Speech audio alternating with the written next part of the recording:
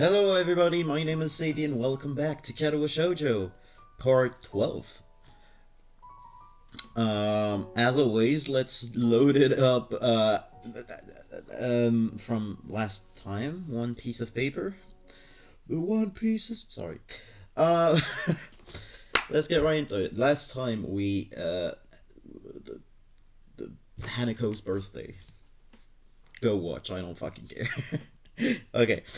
The hammering of a fist against the door feels like a nail being pounded into my head. Once, twice, 3 times, I let out a long, annoyed breath and bear it while pressing my eyelids shut, fervently hoping for whoever it is to just go away. I feel pretty damn awful. My face feels like it's cast out of lead. My arms feel heavy. Yeah, didn't we drink? If I remember correctly, we did drink a lot. Feel heavy, and I feel very queasy. It's been like this since I woke up half an hour ago, and I can't summon the energy to pick myself up out of bed. This is what they call a hangover. I guess this is what they call a hangover. I wonder if perhaps this is the best treatment for teenagers who desperately want to try drinking as a way to feel like an adult. Considering how unpleasant this is, it's not something I want to repeat.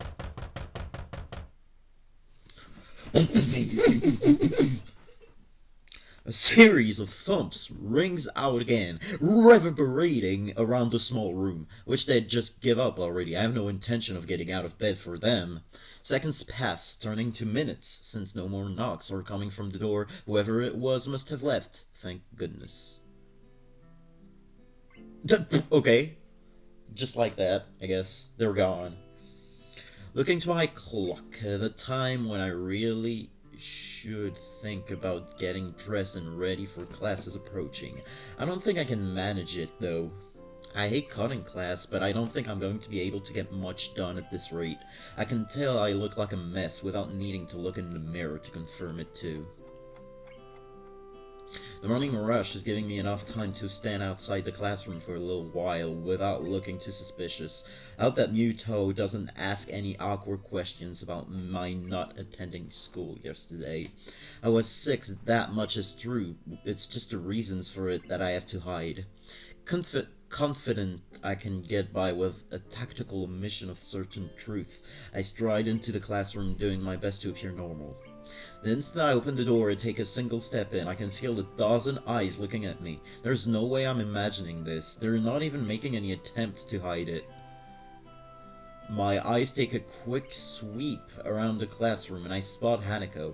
We make eye contact momentarily before she looks down and stares very hard at her desk. Did she spill the beans? Muto may be okay as far as teachers go, but underage drinking on campus is not exactly something that would be taken lightly. I look to him with some trepidation. Feeling better today? Yeah, thank you. He motions for me to take my seat, my legs feeling like sticks as they carry me there. It's going to be a long day. Okay. Interesting. As soon as the lunch bell rings, I'm on my way to Hanako's desk to ask her what's going on. Hanako, did you tell? She looks up at me and shakes her head. That's a big relief. It's just... Well, hello there, Hee-chan. It's nice to see you again today. I grimace and turn towards the unmistakable voice coming from behind me. That was way too upbeat a tone of voice to feel comfortable, even for Misha. Misha's happy smile is nothing out of the usual. I didn't even see her fucking...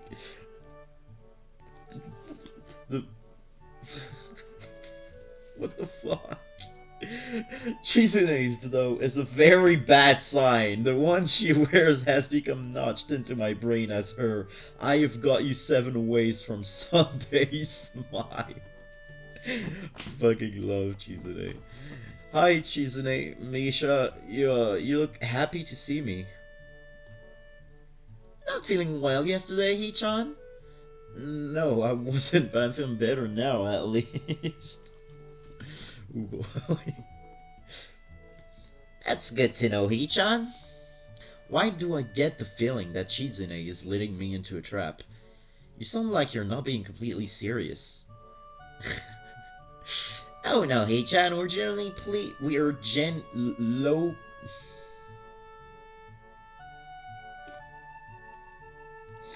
Pleased that you're all better now. Chizune is positively overflowing with happiness. There's only one reason why she would be like this. Oh no. In fact, we were quite worried about you. After all, you, Hanako, and Lily were all absent from class on the same day. Ah, fuck. Yep, she's got us so thoroughly that all I can do is sigh in defeat. I guess you have your own theories about this. Could you just kinda not tell anyone? Oh god. It's a bit late for that, Hee-chan. Suppose she's right, considering the looks I got as I entered the class.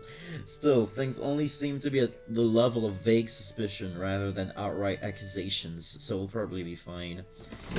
Hanako's face sinks a little further. Such attention is troublesome enough for me, let alone for her.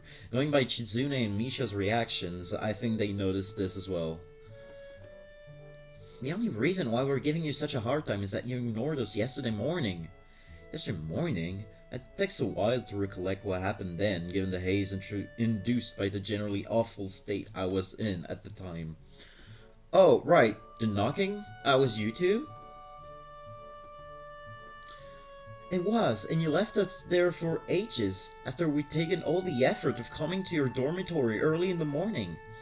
Sorry, I was having a problem with nausea? A problem with nausea. They're not buying it, I can't blame them. Chizune's head drops in resignation before she reaches into her pocket. Something white and yellow can be seen sticking out a little. As she pulls it out, it turns out to be an envelope. With very bright decorations on it.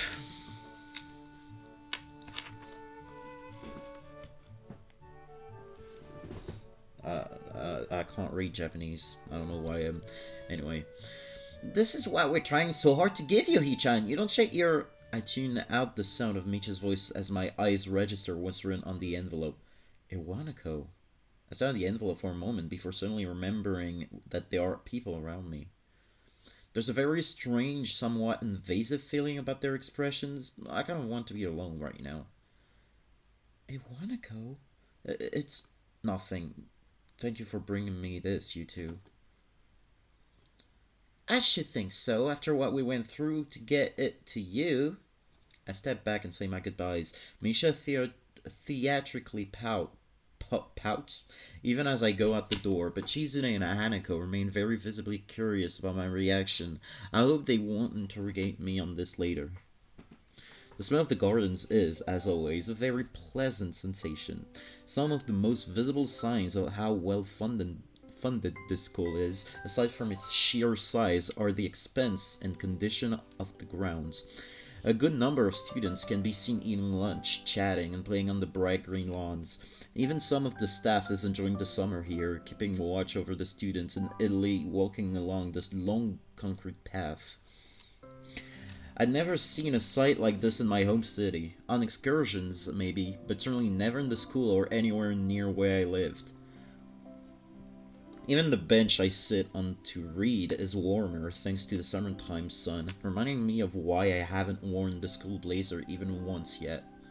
Considering this, the sunflowers and splashes of vibrant yellow coloring adorning the paper are quite appropriate for the time. If only the words written on it were as well. Here I was thinking I managed to get over her when this troublesome thing shows up. Her handwriting looks vaguely familiar at best, and only now that I see it again I remember that she used to write in pink pen a lot. She was always very girly, for lack of a better term. But she was also quite fragile. I never knew if I liked that aspect of her or not, though with the arrival of this letter that question seems to have become largely moot. The letter begins with not much more than an update on the state of things going on in her life. My old class had a good start to the school year. Many are anxious about the exams that will be coming up in the future, etc. But it ends on a very personal, if brief note. It feels a bit like she wrote most of the letter just to try and soften the blow from the ending. I went to somehow express my feelings, but the right words didn't come to me. I couldn't say anything to comfort you. I'm really sorry for not being able to support you when it mattered the most, even though I like you so much. At least now, finally, I can be more honest. If I could go back to those quiet days in February and March, I'd tell you to not give up on yourself. That's what I would say. Maybe you wouldn't have drifted so far away if I had just said something. Hope you've managed to get back on your feet on your own.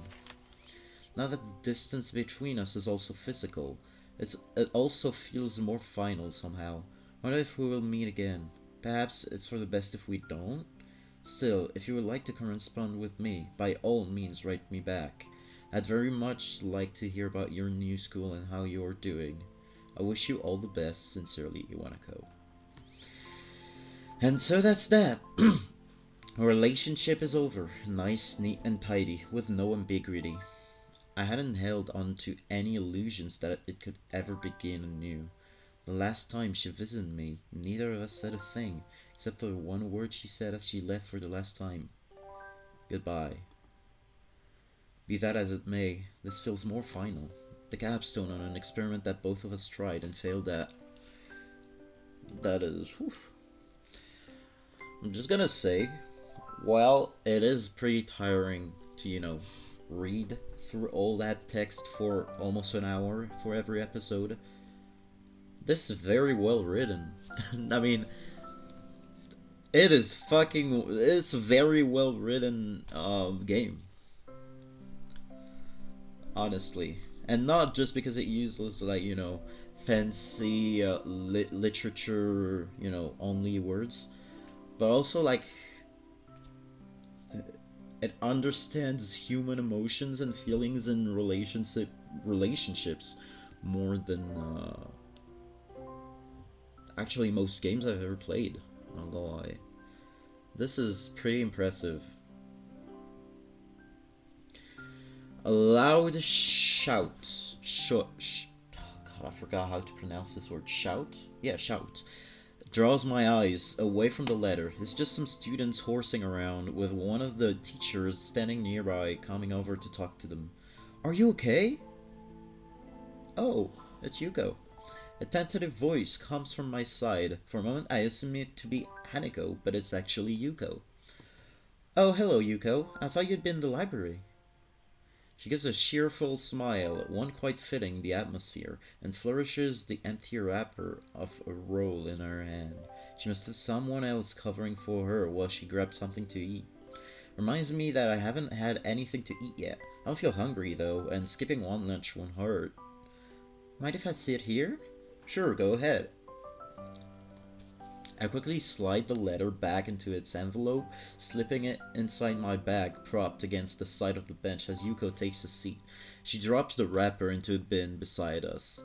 Without much else to do, I lean back and take what enjoyment I can from the sun, silently reflecting on the letter. The lush lawns, the clear blue skies, everything looks so different from the way it did back then. Even the school's surroundings, from the hill it's on to the woods and around it, are completely opposite to their urban scenery I remember. Maybe this is what it's like to feel homesick. Then again, it's not an outright bad sensation. The feel of the area around Yamaku, while very different, is also nice. I think I could get used to it. Hey, Hisao? Yeah? You didn't answer my question from before. I wasn't going to say anything, but you still look troubled. If you don't want to say anything, though, that's okay. I don't mind at all. I'm sorry for asking something strange like that. I don't mind. It's just, I got a letter from someone I knew before I came to Yamaku. Made me think about some things. I thought I managed to get over most of the problems that my accident caused, but now I'm not really so sure. Kinda wish I'd never seen it. I don't think that's good, Asao. When my boyfriend left me, he did so very suddenly, and never let me know why. At first I was very depressed about it, but I decided to forgive him. You forgave him? Couldn't he at least have talked properly with you about it? He was always one of those people that found it difficult to come close to others. In the end, I decided that I fell in love with him for a reason. He was a good person, and I think that if I had been in his position, I'd probably have found it just as hard to try and talk to him. I don't really see the connection to the letter I got. I mean that, how should I put this? Must have been very hard for that person to send that letter, and if they did, I think they must have thought very hard about exactly what to say. Iwanako managed to write this letter and bring Fina close to our relationship, something that I never managed to do. Whereas here I am, trying to protect and help Hanako as best I can, especially with Lily living for a while. I'm not even able to deal with my own problems. I'm sorry guys, I just want to check, because it's been such a long time that I haven't shot a Katawa Shoujo video. I just want to remember how long they're supposed to be. I know, I know, I know. I know, I don't want to hear it. Okay, so yeah, close to 1 hour. Okay, I always, because Outlast is around 40 minutes, Kado Shoujo around 1 hour. You know the jizz, not the gist. What? Forget everything I said. Let's just go back to the game.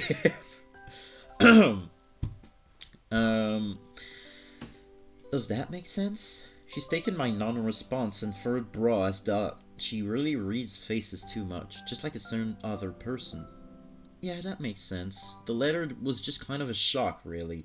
I think I tried to fool myself into thinking that my life reset when I came into Yamaku, but now I'm suddenly aware that it didn't. I had a bit of a loss about how to deal with these feelings.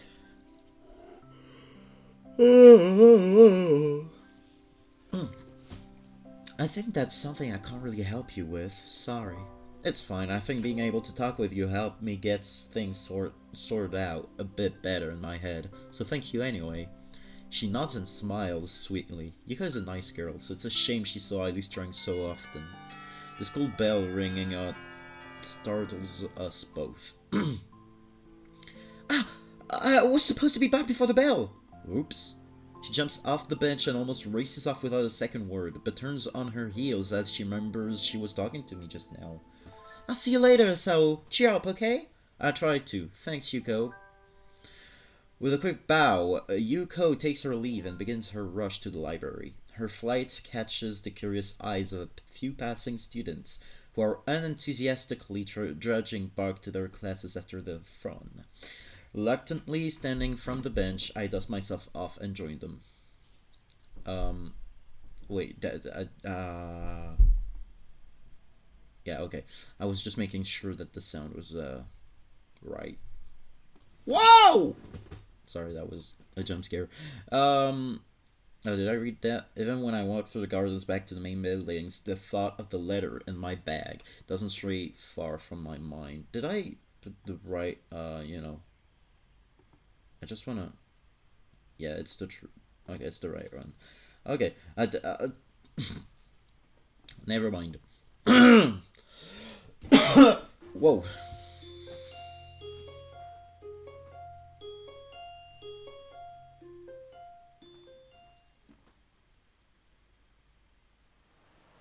Oh, wow. The feeling of walking through the streets is one of very deep nostalgia. While Yamaku may be like the reverse of where I've lived in the past, the city at night is amazingly familiar. My eyes are moving constantly from the bright electronic screens glowing high in the night sky, to the street lamps piercing the darkness with their light, to the businessmen enjoying themselves after work, and the busily talking couples on dates. Even if I didn't want to, I can't help soaking in every aspect of the city.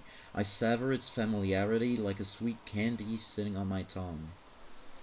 Lily's walking to my left with her cane swinging to and fro, holding onto her sister's arm for guidance while talking to her. She's talking for so long. Dries up my throat like crazy. Hold on. Oh! This is tough. This is tough for my throat. Compared to traveling by taxi or bus, being driven by Akira in her rather nice car was a much more enjoyable experience. Maybe not for the person on my right, though. While Lily was used to her sister's driving style, and I quite liked a bit of excitement, Hanako was holding very lightly to the door for most of the trip. Everything looks so pretty at night. Hanako quickly looks down yet again as she accidentally catches someone's gaze. Yeah, it does. My answer isn't very thoughtful, since I'm distracted by so many thoughts that I find it hard to keep us on a small talk. One of those distractions, aside from the city sights, is how Hanako looks. This is the first time I've seen her in something other than her school uniform or her pajamas. It gave me pause when I first saw her outfit when we met up at the school gate. Considering how much her head is lowered when people walk near us, I imagine that the hat she wears is more than a fashion statement. While initially I was wary of Lily's plan to take us out into the city, when night fell it became obvious she had thoughts about this. Not many people have paid Hanako much heed, since the darkness hides her scaring well. So, we're in the city. Any ideas what to do? Akira beams a smile. Something tells me that she's the one who is making this particular decision, even if her sister may have proposed the outing in the first place. You'll see. Just follow us. I nod and try my best to stifle a grimace. After what happened during Hanako's birthday party, I don't trust Akira's judgment all that much. We keep walking and I notice that we're passing more and more cafes, restaurants, and other eateries. Every once in a while, a drunken man in a suit comes out of a bar, usually being supported by another, but for the most part, the customers around this part of the city look young and fashionable. Different kinds of music come and go as we pass by each business. The discord created by the overlaps Discord on not an avenue this other afternoon. Uh, by the overlaps should be greeting, but it reminds me so strongly of the times I spent in the city with my old friends that I don't mind. I'm so fucking brain rotted, man. Hanako and I have started to drift a little apart from Lily and Akira.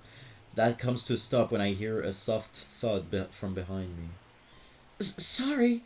By the time she rights herself from her apologetic bow, the middle-aged businessman she bumped into is walking away after mumbling a half-hearted apology. Hanako looks a little put off by the experience, and as she quickly skips ahead to match my pace, I notice her head hanging low once more. Probably bumped into him because she was looking downwards and not where she was going. Stepped to the side a little and put one hand on her far shoulder, drawing her closer. Hisao? It's okay. You can walk closer to me if you want. Oh, really? Oh, oh.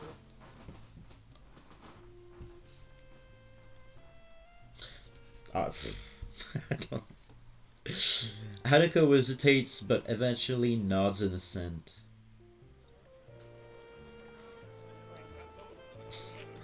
After a couple of times when I thought we had arrived at Akira's destination, we reach our target. By now, we're below the elevated walkways and past the most garish and brightly lit places. I'm a bit surprised. The average age of those around us is distinctly older, and the smell of cigarette smoke is pretty thick. The area is far from seedy, though, and it's a little amusing to see Lily's reaction to the smell of the smoke. While it's masked by the low talking of those around us, jazz music can be heard emanating from inside. Looking up at the dimly lit sign, it becomes obvious why. A jazz club! I have to admit, this isn't what I expected. Lily gives an amused snort and a smile. Somehow, I feel like I should have known it, Akira. As we talk outside, I notice more and more odd sideways glances directed our way. People awkwardly catches themselves staring at and look away, but that just makes it more obvious. I notice this occasionally when we're walking, but it's more pronounced now. I've never experienced anything like that in my life. An average-looking Japanese teenage guy, just a little taller than normal, isn't the type to draw attention without making an effort. Hey, come on, just because you're teenagers doesn't mean you can't have a taste, right? Well, I don't really mind the music, if that's what you mean. I don't mind it either.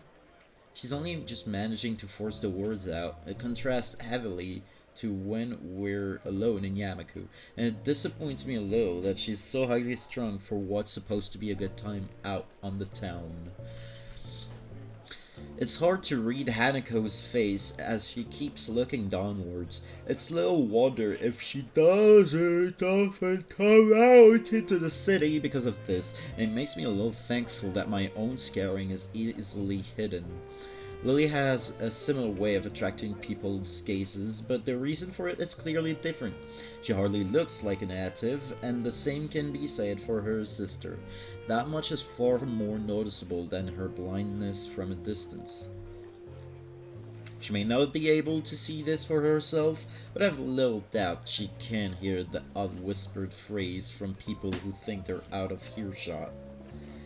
Be that as it may, she doesn't seem to show any sign of either annoyance or pleasure at the attention. Akira is still as confident as ever, though. Flashing a smile, she strides in with Lily by her side and the two of us following behind. I had expected my eyes to need adjusting to the light inside, but it's not much brighter than outside.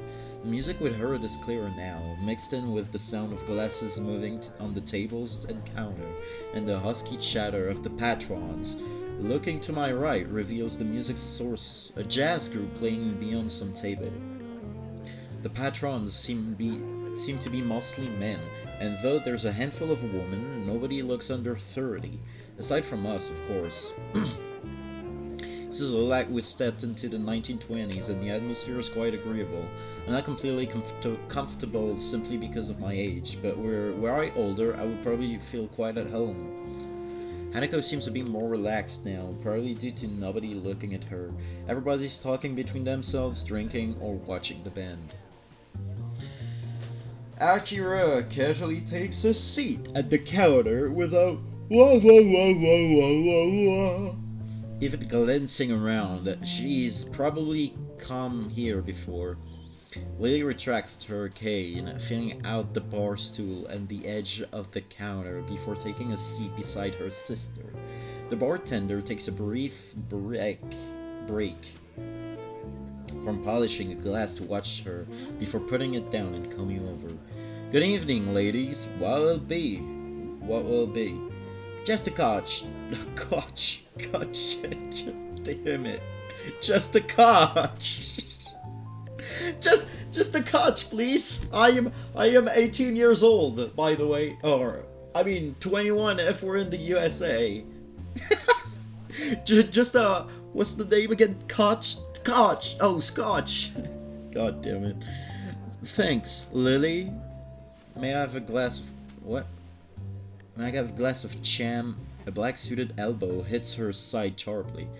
Orange juice, please. No problem, coming right up. The bartender starts to pour their drinks. A couple of seconds pass before Akira suddenly remembers that Hanako and I are indeed here and turns around to us. Do you want anything, or are you just gonna stand there? Hanako seems to be getting a bit restless. No matter where we're going to see ourselves, there's going to be people right next to her, and I don't think she looks convincingly older than 20, unlike Lily. Looking around, there's a games section to our right. A couple of billiards tables can be seen in the corner, and nobody's using them either. Glance to Hanako, about to ask her if she would like to play, but she's already looking longingly in the same direction. Maybe it says something that we can get by with so fewer nowadays. We'll go play pool over there. Akira leans back to see past me before shrugging and sing back up. I wonder what the music is. The music track Red Velvet.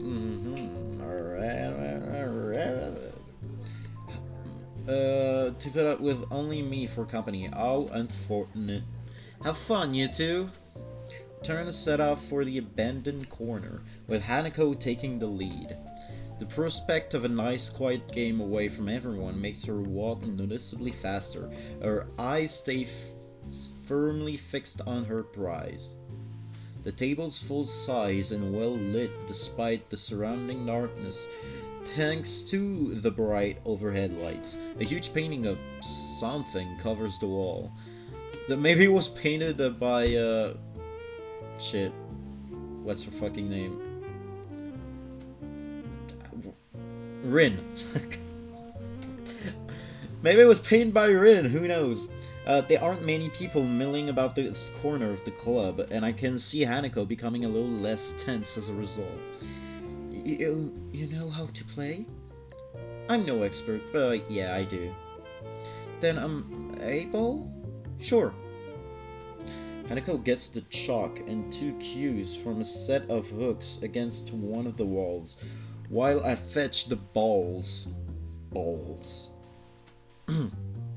from the table's pockets and grab the rack from a shelf underneath. She patiently waits as I get the table set up.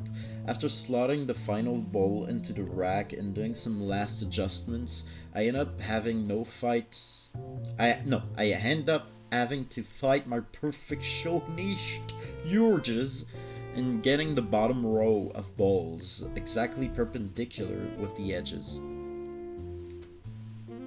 With the balls arranged and ready for play, I step back and take my cue from her outstretched arm. I carry out a quick inspection of the tip before I'm satisfied with it.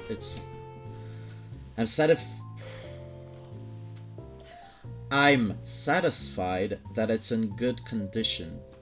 So you've played before? No. So you've played before? Once or twice. I just kind of know the rules. The air between us feels a little awkward. She's still pretty nervous, understandably, given that we're in public. Eventually, the silence becomes too much even for Hanako, and she begins to quietly stammer. Who'll break? I think for a moment before reaching into my pocket and drawing a coin. I'll take heads, you'll tails. After a nod of agreement from Hanako, I flick the coin up in the air, catch it, and flip it over onto the back of my left hand.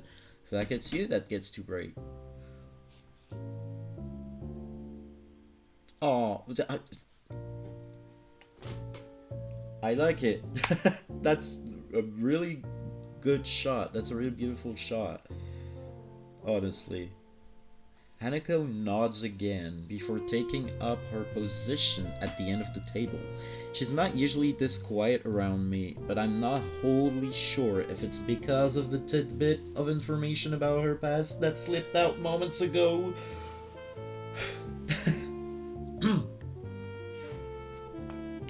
The cue comes back in a practiced gesture before smacking dead into the center of the cue balls with a thud.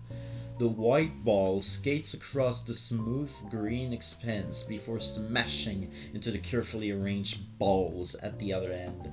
Balls skitter across the table at high speed. The break was good, with the balls being nicely distributed around the table. My eyes are already flicking from one to another to pick out the easiest candidates to pocket. Hanako retreats from the side, and I take my shot. Well done. It's only after Hanako says this that I realize the ball I was shooting at was sunk. I look at her and notice a small smile on her face. It's nice how playing games seem to loosen her a little. Guess I'm stripes then. I take a step back and let her take the next shot, but she doesn't advance to the table. Rather, she looks down a little and rubs her arm. By now, I can identify this as one of her gestures that mean she wants to say something but isn't sure enough of herself to do it. What's up?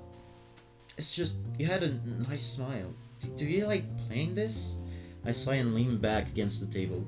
I like playing, yeah. I think I was smiling because it's really nostalgic though. Hanako tilts her head quizzically. Me and my friends used to play pool in the game centers near where we lived pretty often, and at night too. Wasn't your parents... My parents both worked, so they didn't mind me not being in the house. I stayed on top of schoolwork pretty easily as well, so there was plenty of time to do other stuff at night.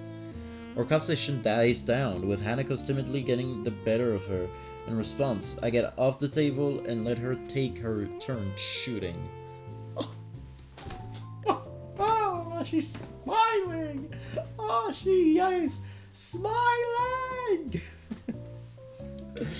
There aren't many solids in easy positions, so Hanako bends down and takes a while to line herself up properly.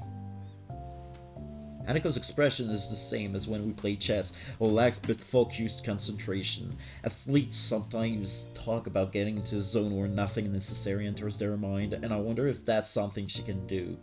Her posture is good, better than mine, to be sure. It's very close to a textbook method of playing, whereas I tend to convert myself into whatever position I feel is most natural for the shot I'm taking. Oh god! Concentrated Hanako! Anyway.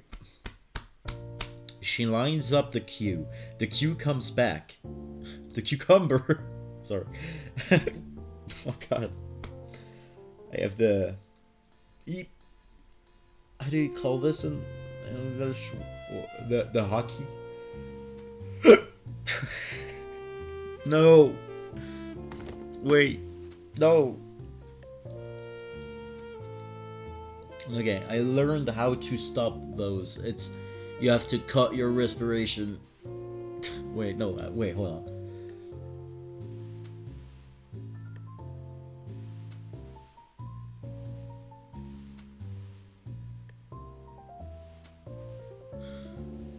I think it's right. Okay. She lines up the cue. The cue comes back.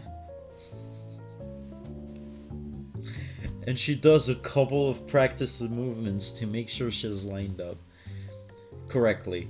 Hanako takes games so seriously. It's the only real hobby I know she has, outside of reading. Feels like good to be able to share this kind of experience with her. She takes the shot after careful consideration, and the cue ball zooms off towards a ball sitting at the slightly awkward angle near corner. Hanako's careful preparation pays off as the cue ball hits and sends the ball rolling towards the corner pocket. For a moment it looks like it will stop just on the lip of the hole, but eventually tilts just enough to drop in. Man, that was a hard shot. If you can pull that off, I don't think I have much hope. I'm not that good. It's not just a shot though. Even when lining it up, you look really serious. You're like this with chess too. The praise makes her a little flustered. She sets the cue against the table and stands, turning to me. I just like those kinds of things. Her fingers are twisting and turning tightly. When I was in the orphanage, I just kept doing the things I liked before. Wait, did we know she was an orphan? Wait.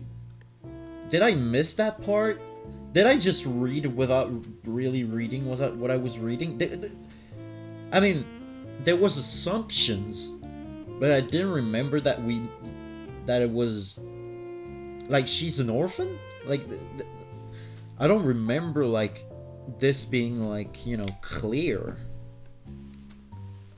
Or did she just drop that bomb here? If I played game with the others, that was enough for the helpers there though. What? So that was okay.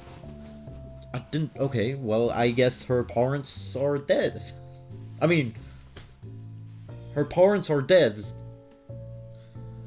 Okay, I must have read without reading at some point, and I literally missed that huge information.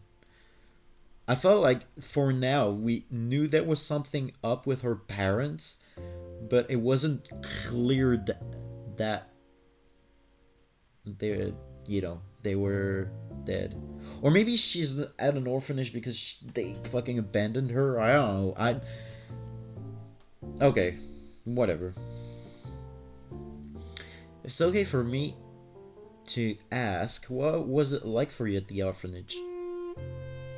Oh god, no! Oh god, that face! Why do you want to know?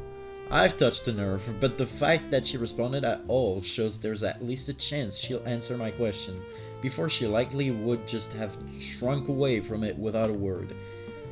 I tell you, but... Could you tell me who Nako is? Wanako? Oh, the letter. I wonder how long she's been waiting for the right opportunity to ask me this. Surprised, but don't hesitate. Sharing information is naturally a matter of give and take. She's someone I used to like. Her nervousness subsided, at least for the time it took to ask. Her curiosity is getting the better of her, and I feel a bit uncomfortable to be questioned on this, of all matters.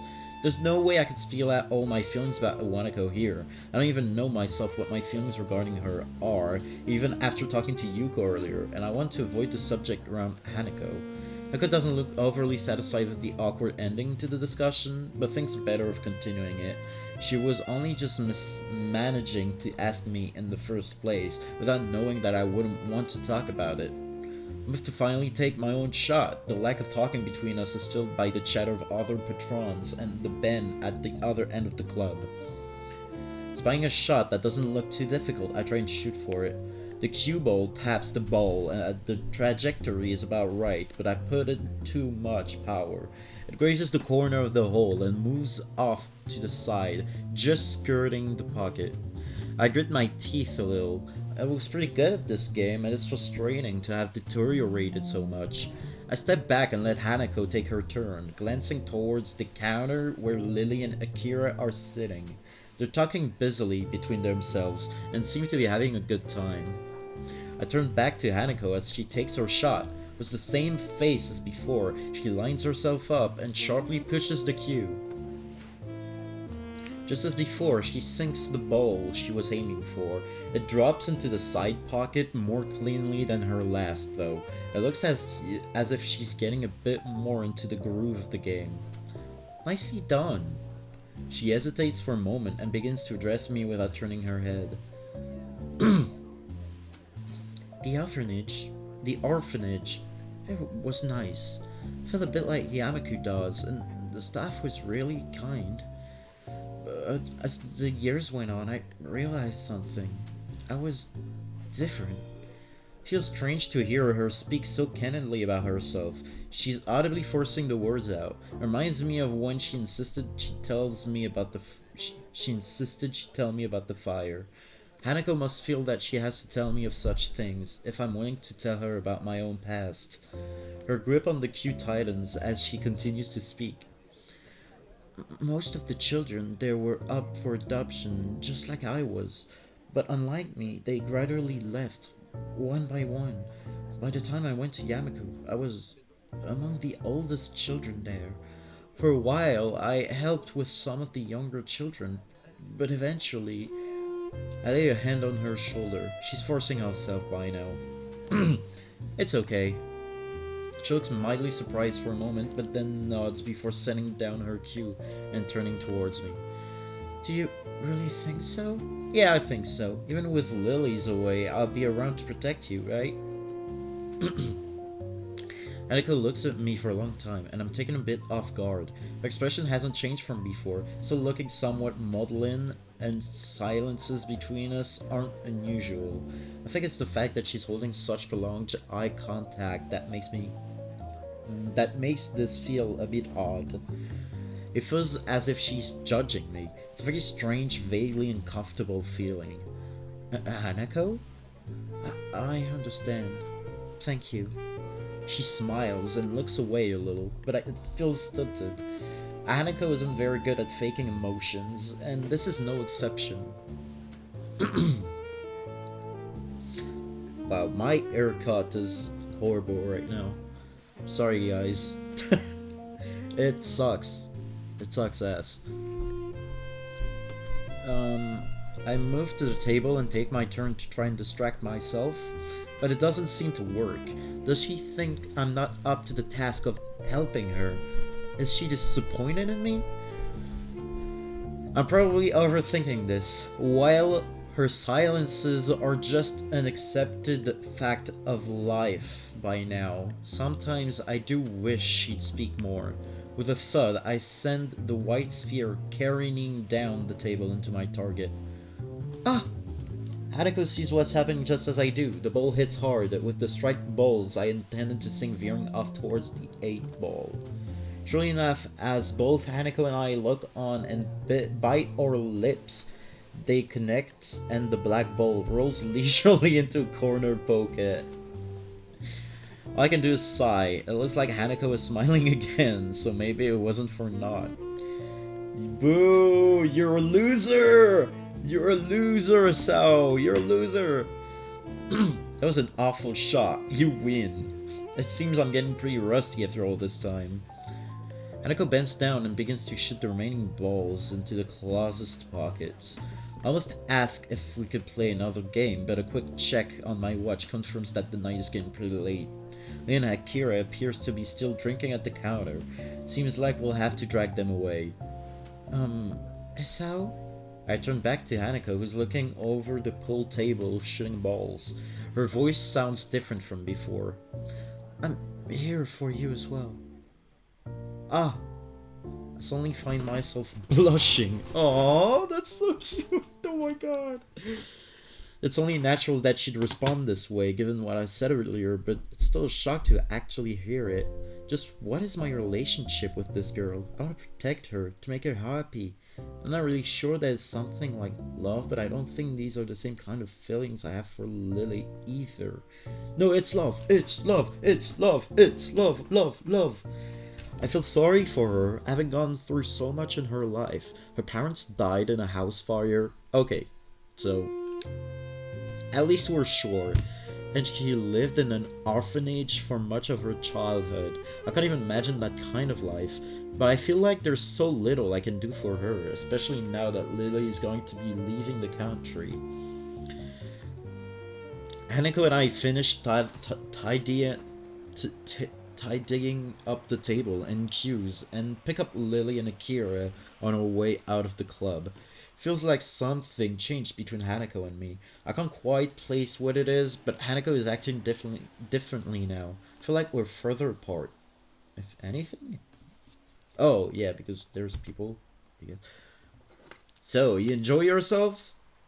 Hanako and I both nod and agree. The game was good, and we both did learn more about each other, so it's an honest answer.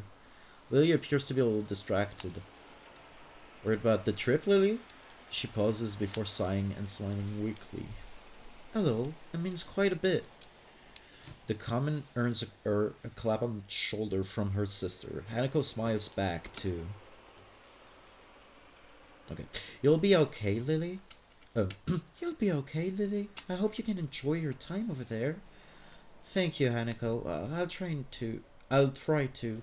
It will be nice to be back with my family after all, no matter how brief a time it may be. With that, the four of us begin the walk to the car park, where Akira's car is. We continue to talk between ourselves, but it's mostly just small talk. Small talk. Amazing!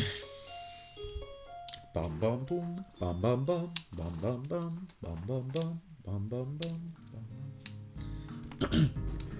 Right then, are you taking the bus, Lilly? Lilly motions to a large suitcase standing beside her.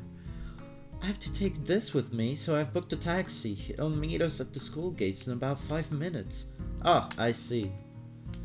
Lilly reaches down and feels out the handle of her suitcase. Its weight causes her some difficulty, so I quickly offer to take it myself. That's awfully kind of you, Sao.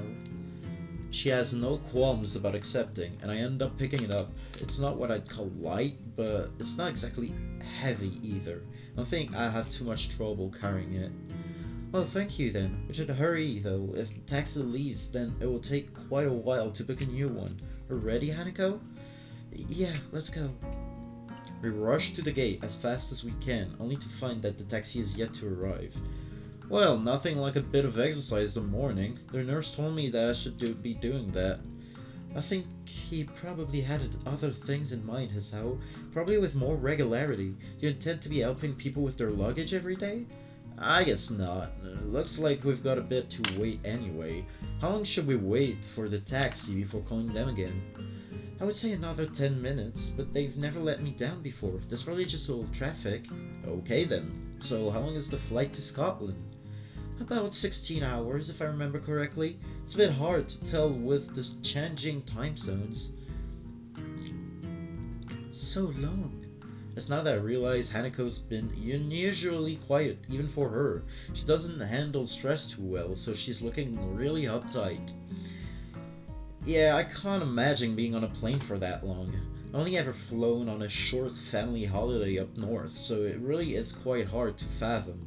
If Hanako spent so much of her childhood in an orphanage, she's probably traveled very little, let alone flown. It's not that too bad. I spend most of it either asleep or catching up on my English. I hardly uses that here, so I need to familiarize myself with it a little. Hey, but aren't you speaking English right now? Oh wait, it's just a translation. I fucking hate myself. Will your accent be a problem? I don't worry about that too much. Maybe an issue initially, but I should be fine once I get used to it. We all moved to sit down on the small bench besides the school gate in silence. Okay. Wait, what's this chapter in the beginning of the end? What? What do you mean by that? What do you mean by beginning of the end? Strangely enough, even though I know that Lily is going away, I can't think of anything to say to her. Lily is a reliable person, so it might be because she isn't the one I'm thinking of the most. You might not be able to see it, but Hanako's chewing her fingernails nervously. I must talk to her, but can hear an engine straining up the hill before I get the chance. Ah, I think the taxi is on its way. Well spotted, Hisao. I only just heard it as well. A small wave of pride washes over me. To have noticed something at the same time as Lily must mean that I've become more aware of my surroundings. Anyway, we won't have to call the taxi company, nor worry about missing Lily's plane. Once the taxi stops where we're standing, the driver rolls down a window and leans over. After confirming that yes, Lily is the same Lily started about the trip, we sort out her luggage. The driver opens the trunk of the taxi and takes Lily's suitcase, with Lily climbing into the back seat as he loads it into the trunk and slams it shut. After getting back into his seat and shutting the door down, shutting the doors, he waits for us to say our farewells. Have a safe trip, Lily. Take care of yourself. Hanako looks understandably downcast, and that much is obvious even in her voice. Of course I will. I'll be back before long, don't worry. There'll still be another person here for you too, won't there, Hisao? Yeah, of course. I turn and smile to Hanako, putting my hand on her shoulder.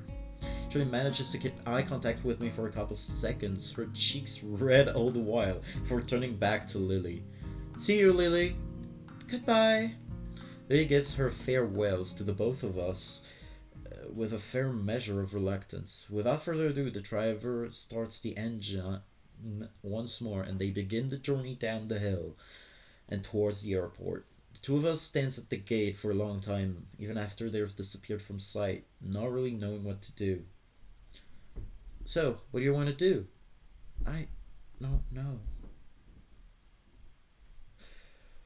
Well, okay, well, that's the first choice in a while, and you know what? That's gonna be the end of this episode. There we go. And main menu. Just want to make sure. Beginning of the end. Yo, alright! Yeah. So that's the end of this episode. Thank you everyone so much for watching. Be sure to like, comment, and of course, subscribe. And I will see you in the next episode of Katawa Shoujo or of another game. We don't know. Thank you everybody so much for watching. And I'll see you next time. Kudos.